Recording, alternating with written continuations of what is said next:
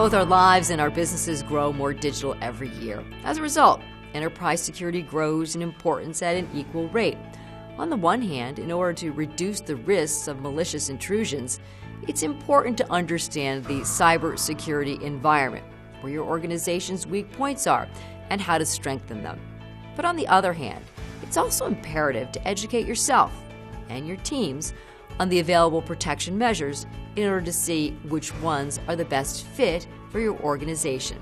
For instance, when finance chiefs ask their teams what they're doing to protect the enterprise from cyber attacks, they inevitably get answers involving IT-specific concerns, such as malware, firewalls, and virus scans.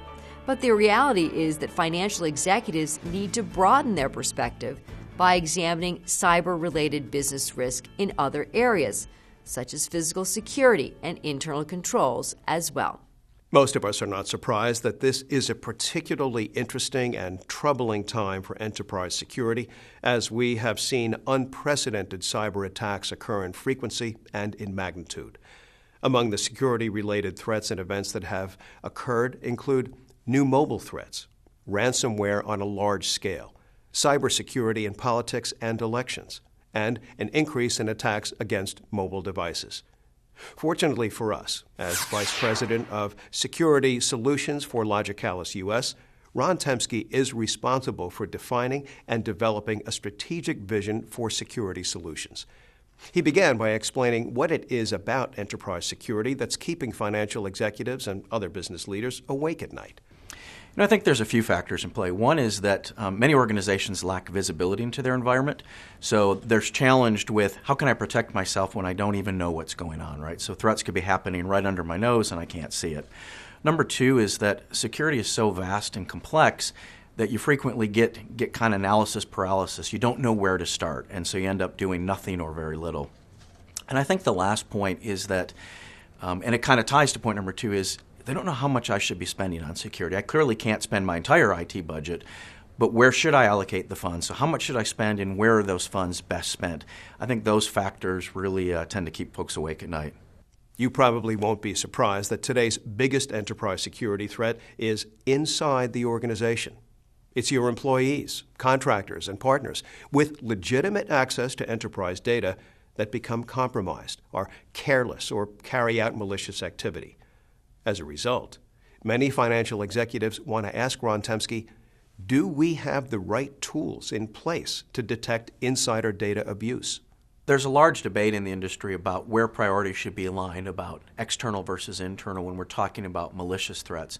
But there's another aspect to internal that doesn't get talked about as much, which I contend may be even greater, and that's what I call the unwitting internal threat, where someone, without meaning to, without malice, participates in an attack. There's an interesting statistic in that Verizon data breach report that, we'd like to think with all the education we've had that in 2017 we're not falling prey to phishing and these scams anymore, but in fact nothing could be further from the truth. They found that still about 30% of people opened malicious emails, phishing emails, and of those that opened, another 12% actually clicked on the link, which is an astoundingly high percentage. And so that's what I refer to as the unwitting insider threat. They're not meaning to do anything harmful, but through lack of education and perhaps just not thinking about what they're doing, they're contributing to this. And I joke that, we're on Windows 10 desktop and Windows 2016 server, but we're still human operating system 1.0, and so far no one's found a patch for us yet. The idea of people, process, and technology is an old one and applied to many areas besides just security, but it really is applicable here. And too often we see folks looking at security just from the technology, just from the tools perspective.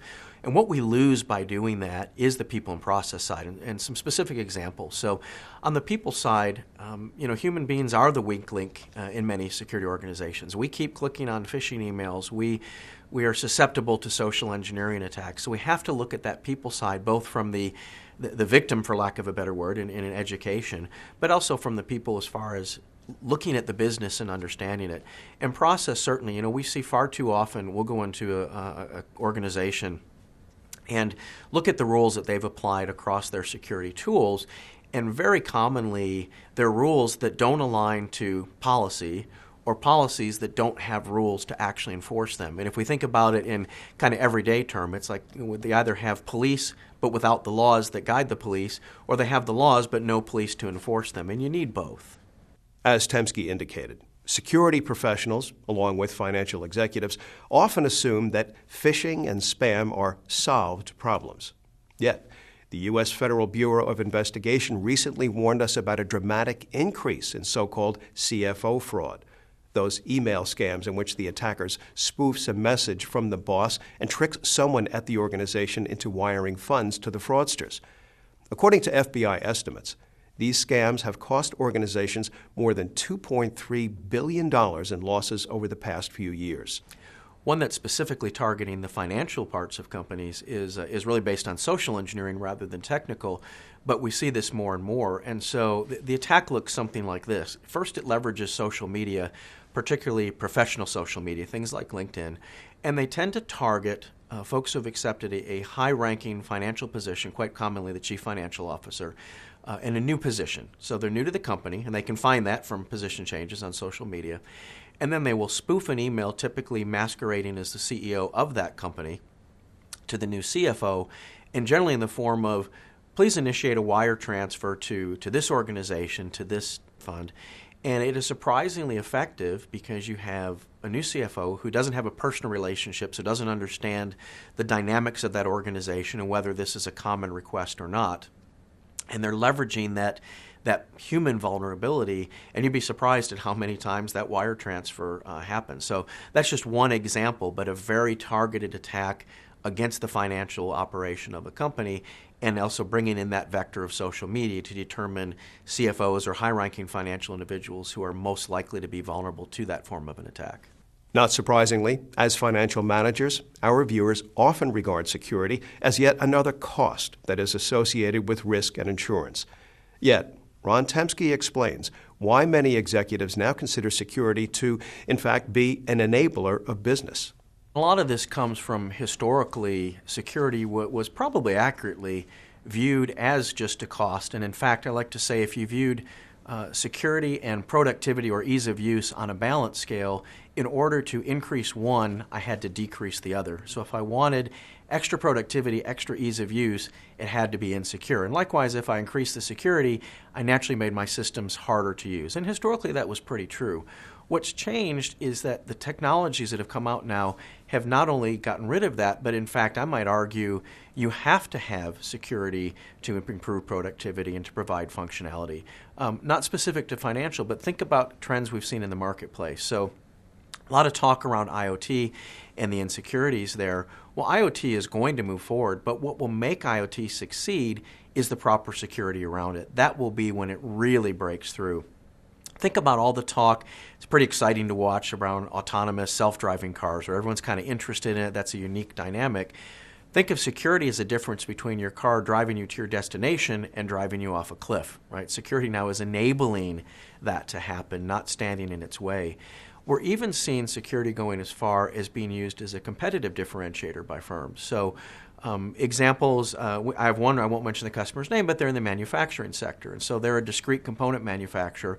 And when they're addressing their customers, who in this case happen to be big automotive manufacturers, they use their security as a competitive differentiator in showing, so you're going to trust me with your intellectual property, your blueprints. Here's all the things I'm doing to protect that intellectual property, and it's why not just on my ability to manufacture your components, but all the steps I'm taking to protect your assets of why I'm a better choice for you than my competitors. Same thing can be applied to legal services. Think about all the confidential documents that a typical law office has. By demonstrating the levels of security they employ to protect those documents, they can differentiate themselves from their competitors on security, as well as, of course, their legal capabilities. Well, you can't run a business or any kind of an organization without data centers. And as financial executives, our viewers realize that their data centers often require a fairly large and fairly regular investment. Since no one wants to overbuy data capacity that is sitting unused, Ron Temske reminds us that enterprise security can actually assist you and your organization in saving money. Yeah, so I'll address this kind of in two ways. One is the way security can actually help with other aspects of IT spending, and then I'll address the actual spend on security itself. So from the first perspective, one of the things that security gives you, the tools, is tremendous visibility into what's happening in your environment. And while we think about that visibility and security from the perspective of, is it malicious behavior? Is there something I should be concerned about as an indicator of compromise? That same data, that same visibility can also provide statistics that are very meaningful and insightful from a general IT perspective. Which of my assets are most heavily utilized? Which data is being used the most? Am I using external cloud providers with or perhaps without the organization's knowledge and consent? And so that can help me properly direct my IT spending. Maybe I have assets I'm spending a lot of money to keep live and active that aren't being utilized by the organization. Maybe I can migrate those to a lower cost form of storage or form of access mechanism. Likewise, perhaps there are cloud services that are being heavily utilized without my knowledge that the decision is up to the company. Maybe I stop it, maybe I actually invest and allow those assets to be used. But without that visibility given by security, I'm flying a little bit blind. So security can be very instrumental in providing that level of visibility. And as far as spend on the security tools themselves, the real key there is aligning to those business use, to those business needs, and ensuring that my security spend is aligned with my assets, with the value of those assets, and with my business requirements. And that I don't fall prey to what I call shiny object syndrome, which is just buying security technology because it sounds neat. A lot of those technologies are neat, but they may not align with what you're trying to accomplish from a business perspective. No one wants to find out that their organization's mission-critical facilities are offline, whether from power grid failures or from cyber attacks. In fact, enterprise security provides us with tools that assist in troubleshooting these issues and in getting back to operational as quickly as possible. So when we talk security, there's kind of three key principles we look at, this idea of confidentiality, integrity, and availability. And so this question really speaks to the last one, availability of my systems, of my data. And what's key from a business perspective is that I really don't care why I have an outage, whether it's caused from a hard drive failure, a power outage, or a cyber attack. What I care about from a business is that I can't access my applications. I can't run my business. Where security plays a role is helping in both predict and identify, well, what is the cause of that outage, right? So because with security we're so frequently looking and have that visibility into the environment, we can start to identify abnormal behaviors. So once we have a baseline established, now I certainly can't identify that a power grid's about to fail perhaps, but I can look at their indications a cyber attack is starting, or even indications as it relates to storage or non-traditional security mechanisms. Because of my deep inspection into the environment, I can even get early indicators in some cases that perhaps performance is starting to degrade or I'm seeing abnormal behavior, and so security can even help in those cases and certainly assist in identifying when there is an outage, what was the root cause of that, so we can get the business back and operational as quickly as possible. Yes, that makes sense in terms of your staff and other internal users. But what about an organization's customers? To what extent does enterprise security provide insight into their activities? One of the interesting areas or developments that's happening in security is this idea of, it's called user entity and behavioral analytics. And it's the idea of looking at what are people actually doing on the network and how does their behavior differ, or does it differ, from normal. So things that aren't by themselves necessarily indicative of a problem, but when taken in the context of difference from the baseline can be illustrative. And of course, I'm speaking in the security perspective, but the same concept applies to market information. Think about now understanding where are my customers, where are my communications, where am I most frequently communicating, and how that can drive business by giving me that visibility into my customer demographic. Of course, from a security perspective, how we look at that is, am I seeing traffic to countries that I don't do business with, and therefore by itself that's not suspicious, but when I combine that with the knowledge that I don't do business in country X, perhaps something is going on there. I'll actually give you an anecdotal story that was really interesting to me anyway. So I sat through a session at the RSA conference, which is a large security conference, just a couple months ago, and got to listen to a former deputy director of the NSA speak, and he was specifically talking about the whole Edward Snowden incident and, what did we learn and what can we do differently?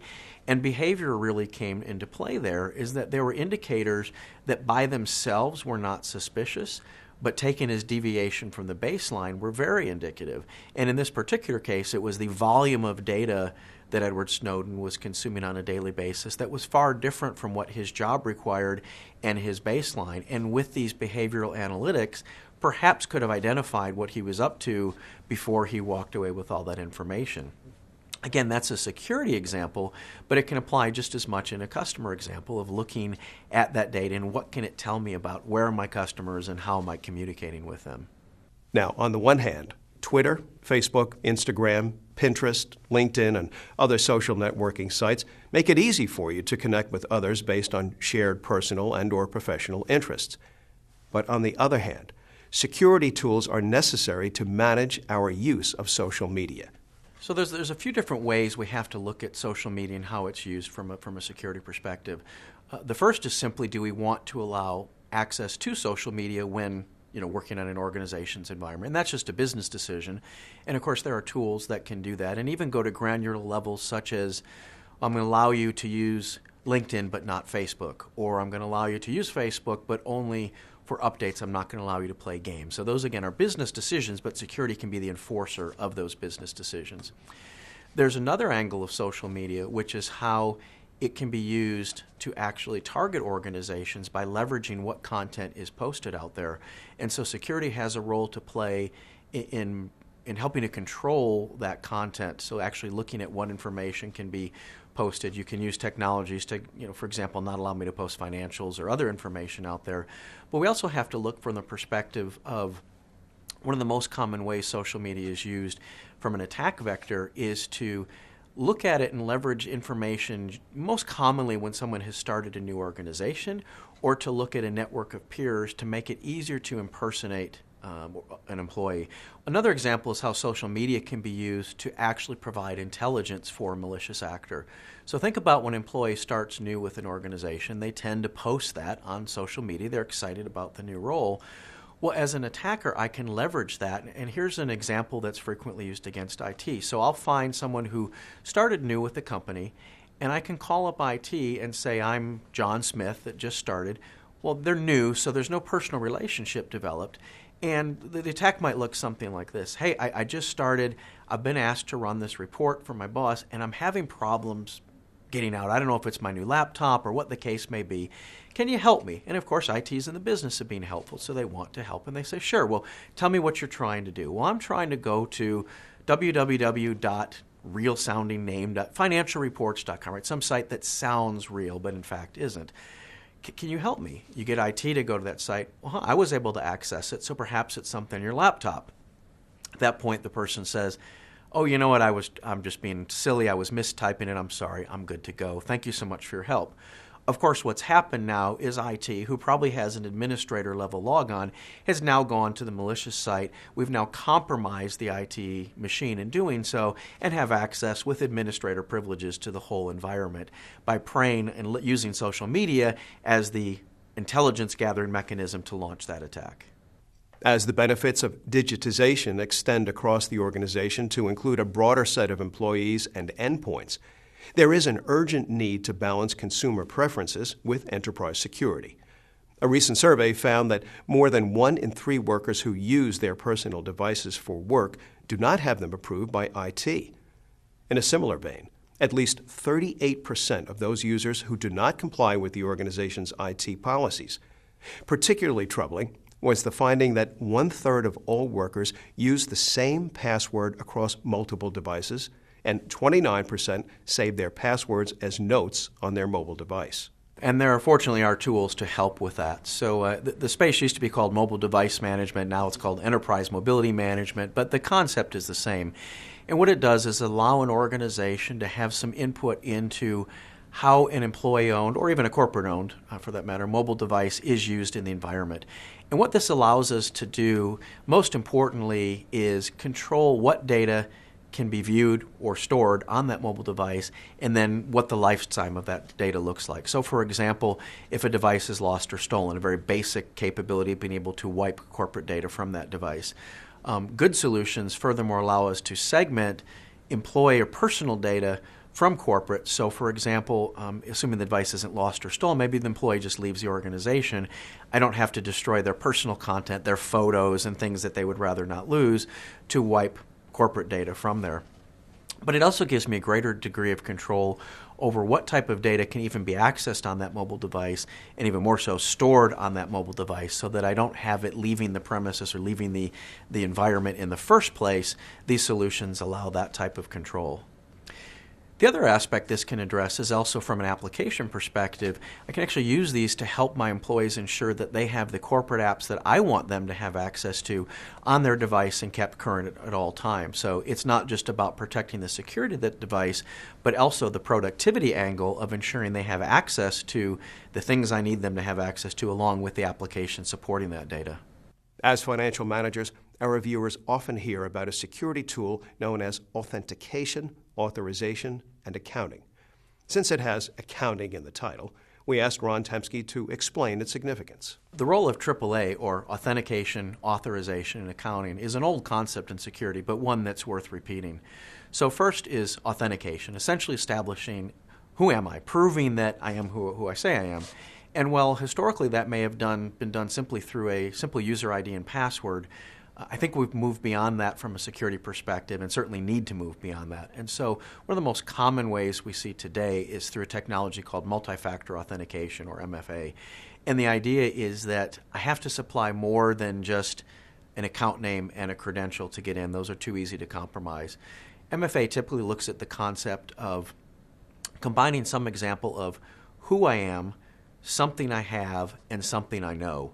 And one of the most common ways that's done today is through simple application on a smartphone. So I still have a user ID and a password, but I also have a code that's generated through this application on the smartphone, so that if they steal my phone, well, they don't have my user ID and my password. If they know my user ID and my password but don't have access to my device, they can't compromise either. So it provides a greater level of authentication.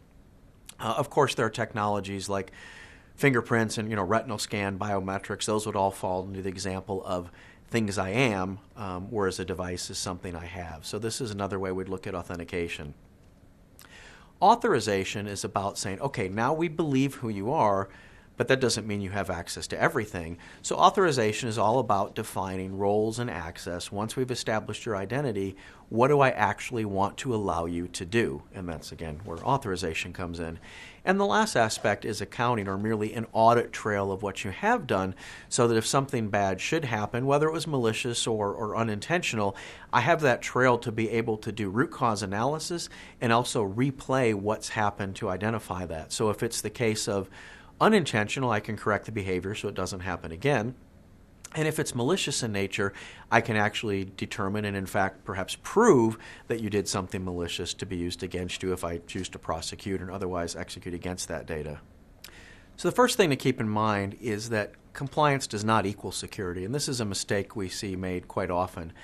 And I understand the origins. Many compliance and regulatory measures do have security controls embedded within them, so they have an element of security, but they're not just focused on security.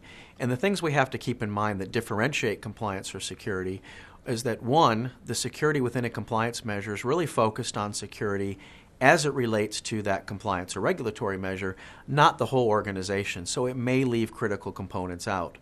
And number two is that, as anyone who's gone through any type of compliance knows, the first thing you do is try to minimize or reduce the scope of that compliance measure as much as you can to ease the burden on your organization from compliance. And so therefore, even if the security controls within compliance are very tight, they're not affecting the entire organization. They're only applied to the domain for which the compliance is relevant. So when we look at security, what we tell our organizations to look at more than just compliance, we usually tell them the best place to start is with a security framework. There are many examples from things like CIS, which is a Center for Internet Security, NIST, ISO, HITRUST. There's a lot of frameworks to choose from. And what these frameworks really do is help an organization address the question of, where do I begin and how do I prioritize and ensure that I'm focused on the right aspects of security? It's so vast and so dynamic, it can be very daunting, and you can get a little bit of analysis paralysis trying to determine where to even begin with this adventure, and these frameworks can really help with that. So the next question, once I've established that I should adopt a framework, is how do I pick the right one? And that can be daunting sometimes in it itself.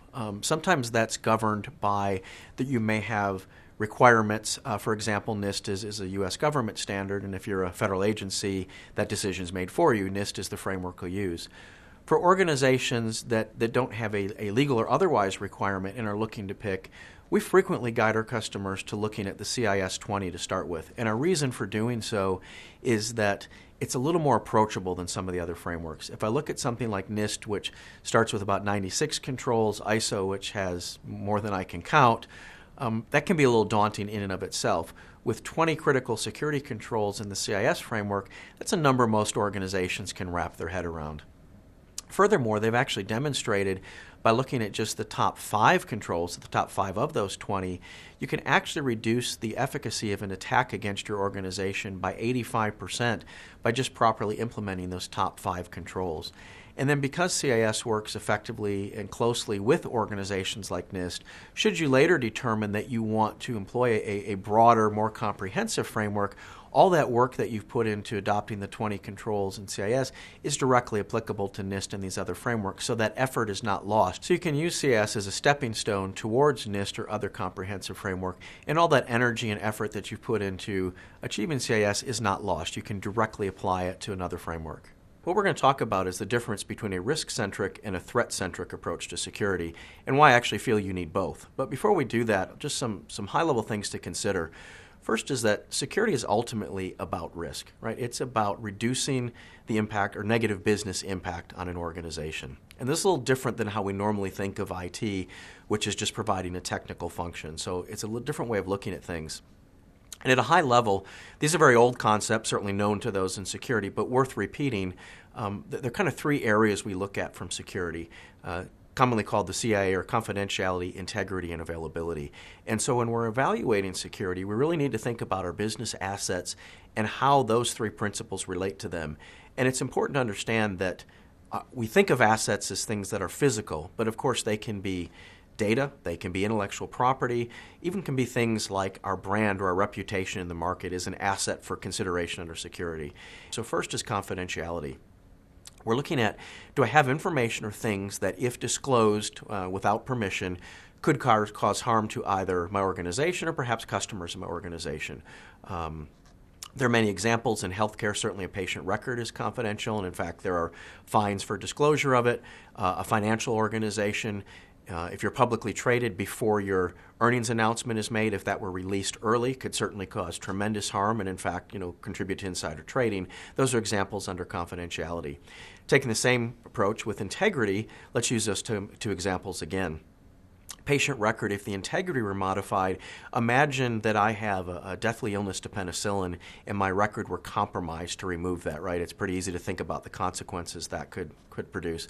Using our financial example again, once my earnings announcement has been made, I'm not worried about confidentiality anymore, so that concern has gone away.